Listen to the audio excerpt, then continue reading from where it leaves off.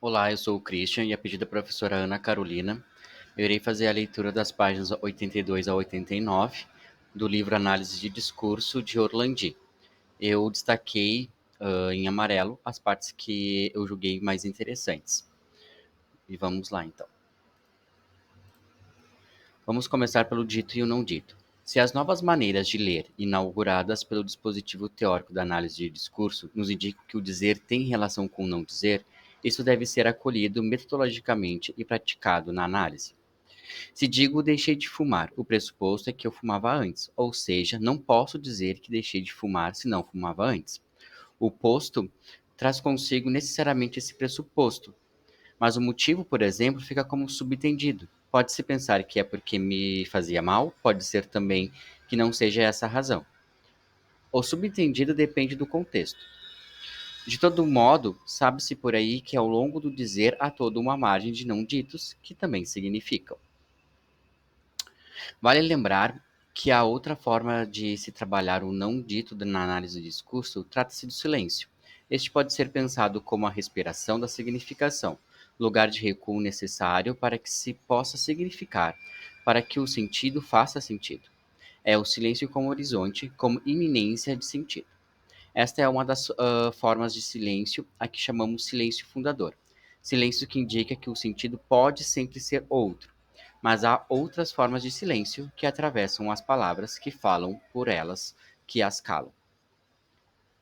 Vamos passar aqui para outra página. Mas isso significa também que é preciso que a teoria e o método explicitem de que não dizer estamos falando, de como consideramos e quais são os procedimentos para sua análise. Esses são os indicadores das diferenças entre, por exemplo, uma posição pragmática, uma posição enunciativa e uma posição discursiva. Não é do mesmo não dizer que estamos falando em cada uma dessas teorias.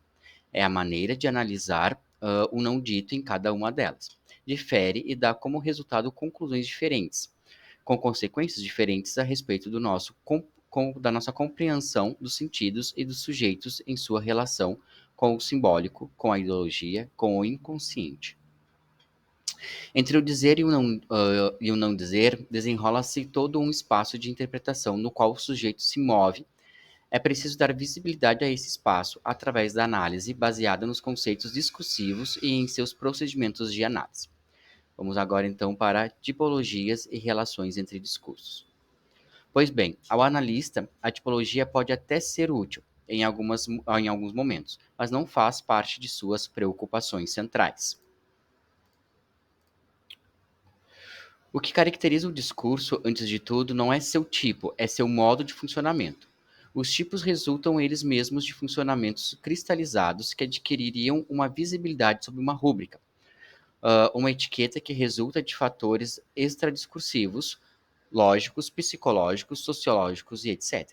O que interessa primordialmente ao analista são as propriedades internas ao processo discursivo, condições, remissão à formação discursivas, modo de funcionamento.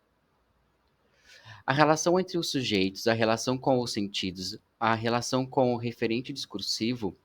Além disso, é importante dizer que as denominações lúdico, autoritário, polêmico não devem levar a pensar que se está julgando os sujeitos desses discursos. Não é um juízo de valor, é uma descrição do funcionamento discursivo em relação às suas determinações sociais e ideológicas. Não se deve assim tomar, por exemplo, o lúdico, no sentido do brinquedo, mas do jogo de linguagem. E não se deve, tampouco, tomar pejorativamente o autoritário como um traço de caráter do locutor, uma questão moralista, mas uma questão do fato simbólico.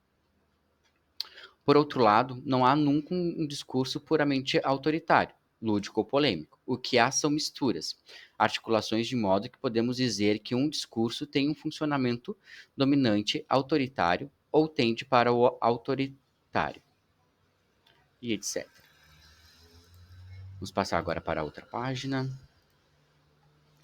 Resta dizer que há relações de múltiplas e diferentes naturezas entre diferentes discursos, e isso também é objeto de análise. Relações de exclusão, de inclusão, de sustentação mútua, de oposição, migração de elementos de um discurso para outro, e etc. Não há texto, não há discurso que não esteja em relação com outros que não forme um intricado nó de discursividade. É a natureza dessas relações é importantíssimas para o analista.